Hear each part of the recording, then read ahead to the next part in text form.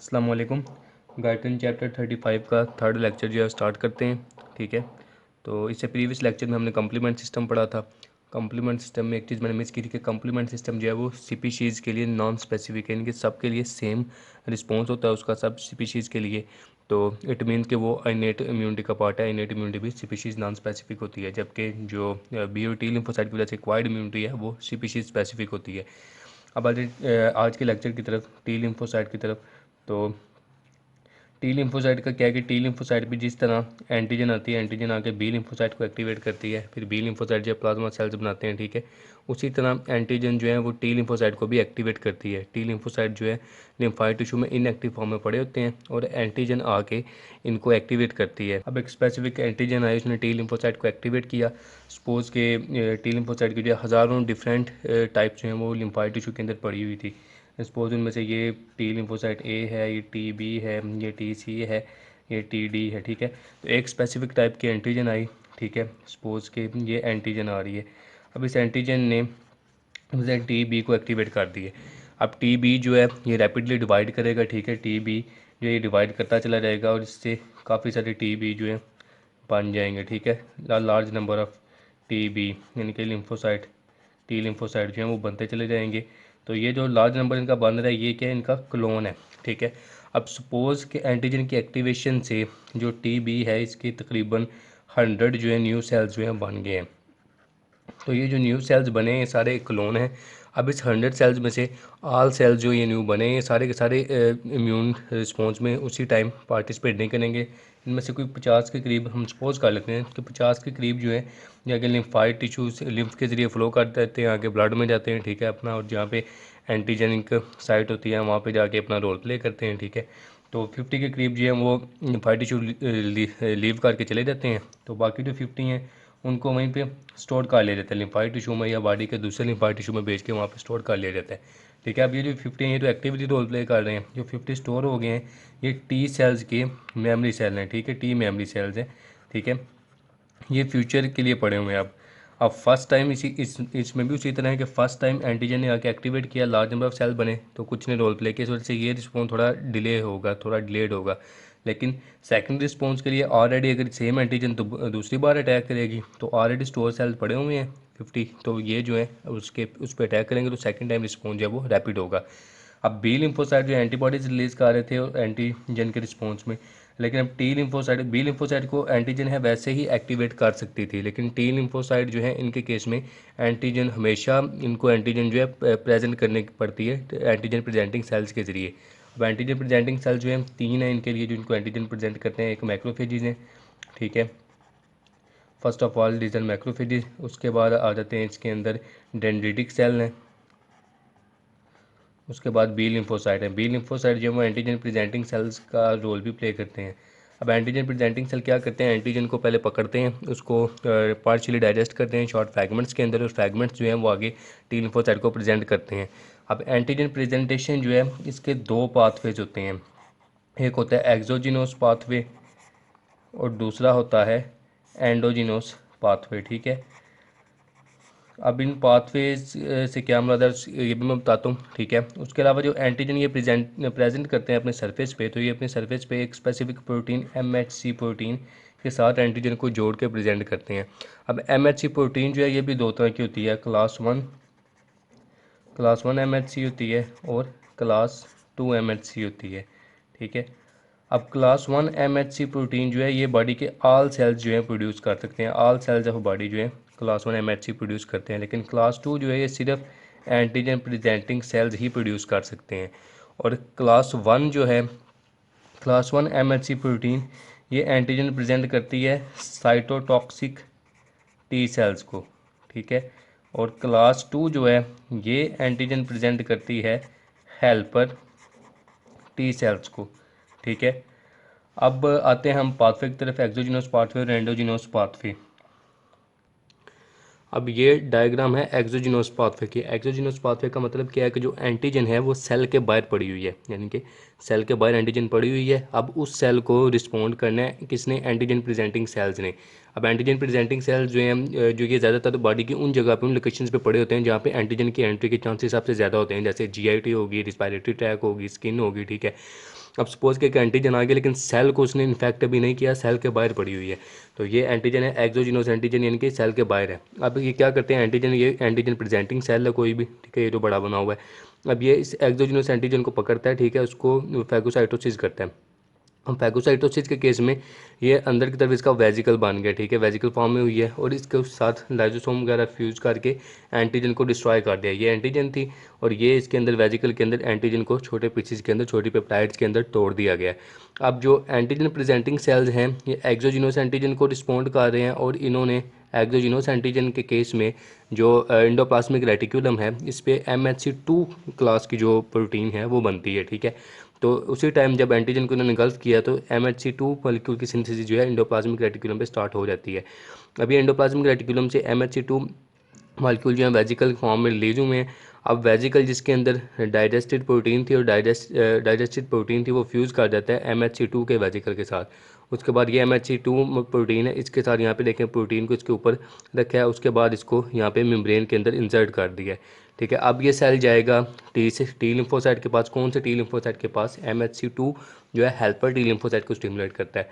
तो ये जो सेल है अब हेल्पर टी लिम्फोसाइट के पास जाएगा, तो उसको ये सरफेस पे इसकी जो एंटीजन है ये प्रेजेंट करेगा, ठीक है, और वो इसके रिस्पॉन्स में एक्टिवेट हो जाएगा, उसके क्लोन्स बनेंगे और सारा प्रोसेस आगे रिपीट होगा। अब आ जाए एंडोजिनस पाथवे की तरफ, ठीक है। तो ये एंडोजिनस पाथवे की डायग्राम है। इस केस में क्या है कि एंटीजन ऑलरेडी सेल के अंदर है, इसलिए इसको एंडोजिनस एंटीजन कहते हैं। सेल जो है इन्फेक्ट हो चुका है। अब इसको साइटोप्लाज्मिक एंजाइम जो है एंटीजन को तोड़ा है इन्होंने फ्रैगमेंट्स के अंदर, उसके बाद यहाँ पे MHC मॉलिक्यूल की सिंथेसिस हो रही है एंडोप्लाज्मिक रेटिकुलम पे। अब एंटीजन जो फ्रैगमेंट्स थी उनको इसके पास ले जाया जाता है, उसके बाद वेजिकल के फॉर्म में वेजिकल बनता है जिसके अंदर MHC मॉलिक्यूल और एंटीजन जो है फ्यूज्ड है। उसके बाद इसकी एक्सोसाइटोसिस होती है, एक्सोसाइटोसिस के जरिए मेम्ब्रेन के ऊपर इंसर्ट कर दी जाती है। अब जो एंडोजिनस पाथवे जिसमें सेल ऑलरेडी इन्फेक्टेड था, इस केस में MHC कौन सी बनी है? MHC1 molecule.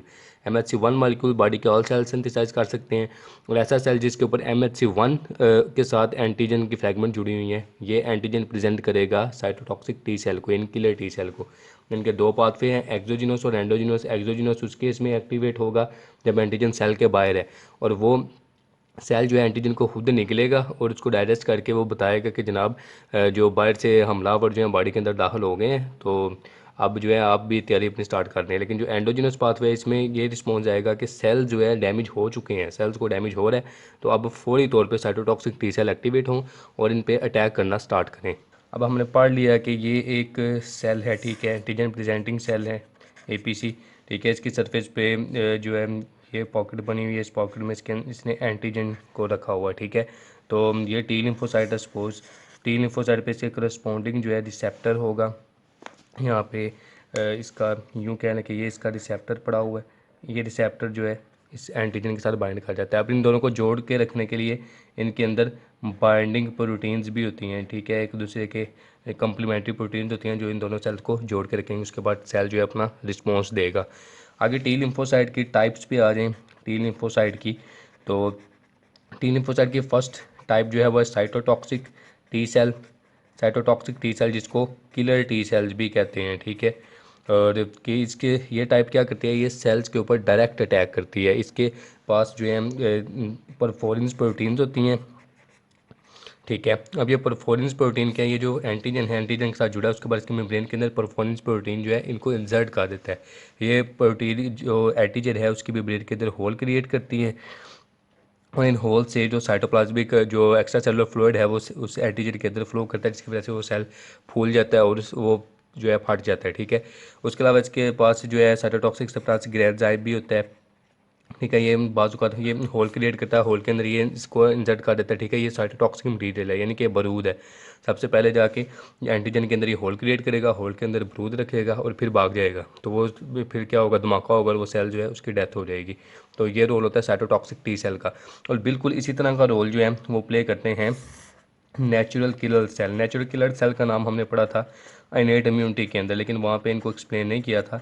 अब नेचुरल किलर सेल जो है उनका भी रोल सेम इसी तरह है। वो भी जाके क्या करते हैं, परफोरेंस जो है परफोरेंस के ज़रिए होल क्रिएट करते हैं, होल से फ्लूइड जो है फ्लो करता है और सेल की डिस्ट्रक्शन हो जाती है। लेकिन नेचुरल किलर सेल पार्ट है इनेट इम्यूनिटी का, यानी कि वो स्पीशीज़ के लिए नॉन स्पेसिफिक है। हर स्पीशीज़ के बैक्टीरिया के लिए सेम रिस्पॉन्स होगा उनका। लेकिन जो ये टी सेल हैं साइटोटॉक्सिक टी सेल, ये स्पेसिफिक एंड स्पीशीज़ के लिए इनको जो एंटीजन एक्टिवेट करेगी ये उसी के खिलाफ ही रोल प्ले करेंगे, बाकी के साथ बाकी कोई रिस्पॉन्ड नहीं करेंगे। ठीक है, अब दूसरी टी सेल की टाइप आ जाती है, पहली होगी killer cell, killer T cell. दूसरी आ जाती है हेल्पर टी लिम्फोसाइट। ठीक है, अब हेल्पर टी लिम्फोसाइट क्या करते हैं, helper T lymphocyte various lymphokines release करते हैं, जिसके अंदर interleukin, interleukin 2, interleukin 3, interleukin 4, interleukin 5 and so on. उसके अलावा granulocyte, monocyte, clone stimulating factor, ये वेरियस लिम्फोकाइंस रिलीज करते हैं और इन लिम्फोकाइंस के जरिए बाकी जो लिम्फोसाइट हैं उनकी एक्टिविटी को रेगुलेट करते हैं। बी लिम्फोसाइट की फर्दर डिफरेंशिएशन, क्लोन फॉर्मेशन को और एंटीबॉडी प्रोडक्शन को भी ये स्टिमुलेट करते हैं। टी लिम्फोसाइट इनको भी एक्टिवेट करते हैं। ठीक है, तो इस तरह इनका रोल बहुत इंपॉर्टेंट है। इसमें से इंटरल्यूकिन 2 जो है ये किलर टी सेल को सबसे ज़्यादा स्टिमुलेट करता है, और बाकी इंटरल्यूकिन 4, 5, 6 जो हैं इसके वो स्टिमुलेट करते हैं बी लिम्फोसाइट को। उसके अलावा मैक्रोफेजेस को भी स्टिमुलेट कर रहा होता है, और ये अपने आप की प्रोडक्शन को इंक्रीज़ करने के लिए भी स्टिमुलेशन देता है। ठीक है, उसके बाद इनकी थर्ड टाइप आ जाती है सप्रेसर टी सेल। ठीक है, सप्रेसर टी सेल।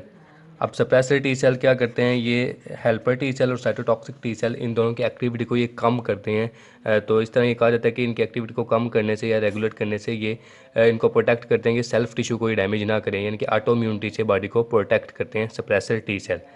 तो ये थ्री जो है डिफरेंट टाइप्स थी, एक साइटोटॉक्सिक टी सेल, दूसरी हेल्पर टी सेल और तीसरे सप्रेसर टी सेल। और सम केसेस में मेमोरी टी सेल जो है उनको इसकी फोर्थ टाइप के तौर पे कंसीडर किया जाता है, लेकिन गाइडर में 3 यही टाइप से लिखी हुई हैं। ठीक है, उसके बाद आगे नेक्स्ट टॉपिक हमारा है इम्यून टॉलरेंस का।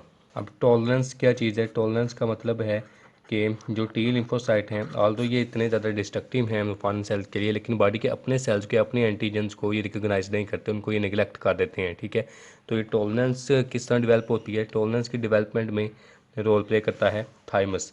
ठीक है, थाइमस के अंदर टी लिम्फोसाइट के ऊपर रिसेप्टर्स ऐड किए जाते हैं। ठीक है, और साथ ही साथ इस बात की भी गारंटी ली जाती है कि ये टी सेल जो यहाँ से बन के जाएंगे ये बॉडी के उन एंटीजन्स को डिस्ट्रॉय नहीं करेंगे। वो तमाम टी सेल जो सेल्फ एंटीजन के साथ रिएक्ट करने वाले होते हैं उनको थाइमस में ही डिस्ट्रॉय कर दिया जाता है और थाइमस से बाहर उनको रिलीज़ नहीं किया जाता। तो इसके फिनोमेना को हम नाम देते हैं टॉलरेंस का। ठीक है, अब बाज़ का क्या होता है कि कुछ जानदारों के अंदर, कुछ जो इंडिविजुअल्स हैं उनके अंदर टॉलरेंस का फिनोमेना जो है डिस्टर्ब हो जाता है। ठीक है, तो उनके अंदर क्या होता है कि ऑटो इम्यूनिटी डेवलप हो जाती है। अब ऑटो इम्यूनिटी जो है इस केस में बी लिम्फोसाइट भी ऑटो इम्यूनिटी की वजह बन सकते हैं, टी लिम्फोसाइट भी ऑटो इम्यूनिटी की वजह बन सकते हैं। बी लिम्फोसाइट अगर ऑटो इम्यूनिटी काज कर रहे हैं तो ऑटो रिएक्टिव एंटीबॉडीज बनेंगी, टी लिम्फोसाइट ऑटो इम्यूनिटी की वजह बन रहे हैं तो ऑटो रिएक्टिव टी सेल्स बनेंगे। ठीक है, जो बॉडी के सेल्स को उन टिश्यूज़ को डिस्ट्रॉय करेंगे। अब जो ऑटो इम्यूनिटी है ये मोस्टली ओल्ड पीपल के अंदर डेवलप होती है।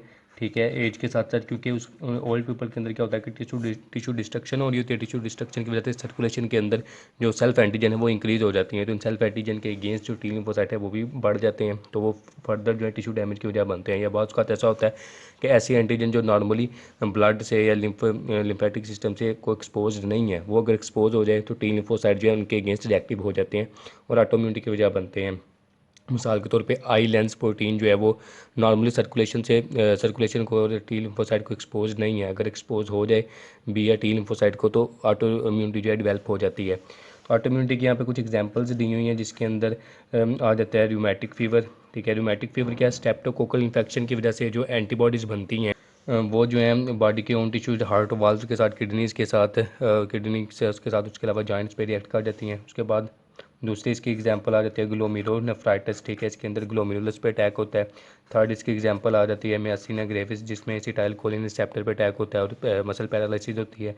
और फोर्थ इसकी एग्जांपल यहाँ पे दी हुई है लूपस एरिथ्रोमाटोसिस, जिसके अंदर बॉडी के काफ़ी सारे टिश्यूज़ के अगेंस्ट ऑटोइम्यूनिटी डेवलप हो जाती है और ये सीवियर फॉर्म में इंसान की डेथ हो जाती है।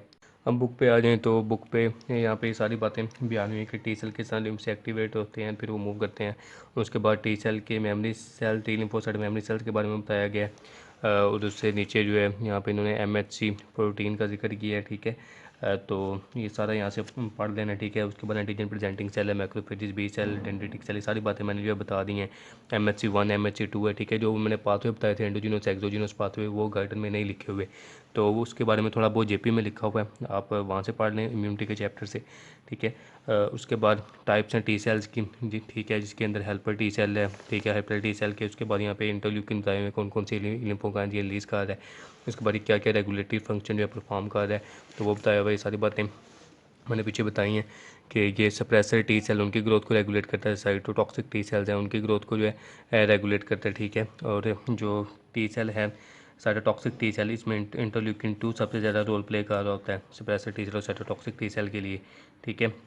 जबकि बी लिम्फोसाइट के लिए 4 5 6 जो है मेन रोल प्ले कर रहे होते हैं। उसके अलावा इन तीनों को 4 5 6 जो है इन तीनों को कलेक्टिवली नाम दिया जाता है बी सेल स्टिमुलेटिंग फैक्टर या बी सेल ग्रोथ फैक्टर, क्योंकि बी सेल को सबसे ज़्यादा स्टिमुलेट करते हैं, ठीक है। उसके बाद ये मैक्रोफेज सिस्टम को भी एक्टिवेट करता है, अपने प्रोडक्शन को भी एक्टिवेट करता है। उसके बाद साइटोटॉक्सिक टी सेल किस तरह किल करते हैं वो मैकेनिज्म बताया गया यहाँ पे। जैसे ये एक जो है एंटीजन है अटैक जिस पे साइटोटॉक्सिक टी सेल अटैक कर रहे हैं, ठीक है। ये सारे जुड़ के यहाँ पे परफोरेंस के जरिए होल क्रिएट करेंगे, फिर फ्लूइड जो है वो मूव करेगा, उनको डिस्ट्रॉय कर देगा, ठीक है। फॉरेन पार्टिकल भी डिस्ट्रॉय करते हैं और सेल्फ सेल्स को भी, जिनके जो वायरस से इन्फेक्ट हो चुके हों, क्योंकि उनके अंदर वायरस का कुछ ना कुछ पोर्शन, कुछ ना कुछ एंटीजेनिक मटेरियल मौजूद होता है जो इनको स्टिमुलेट करता है कि उस सेल को भी डिस्ट्रॉय कर दें। बस सप्रेसर टी सेल का रोल बयान किया गया, भी यहाँ से पढ़ लेना। आगे नेक्स्ट टॉलरेंस पे आ रहे हैं, ठीक है। टॉलरेंस के बारे में यहाँ पे बताया गया, ठीक है। उसके बाद यहाँ पे ये भी बताया गया कि अगर एक स्पेसिफिक एंटीजन है, अगर वो फीटस को इंजर्ट कर दी जाए तो फीटस जो है उस एंटीजन को अडेप्ट कर लेगा। फिर उसके अलावा कोई बाहर से बैरूनी एंटीजन है तो वो अगर फीटल लेवल पे बंदे को दे दी जाए तो उस एंटीजन को अडेप्ट कर लेगा। उस एंटीजन के खिलाफ इम्यून रिस्पॉन्स जो है बाद में लेट इन द लाइफ वो रिस्पॉन्स शो नहीं करेगा। उसके बाद यहाँ पे एग्जांपल इसकी दी हुई है, रिमेटिक फीवर है, ग्लोमेरुलोनेफ्राइटिस है, मियासिना ग्रेविस है। उसके बाद लूपस एरिथ्रोमाटोसिस है, ठीक है। इनका यहाँ से पढ़ लेना है।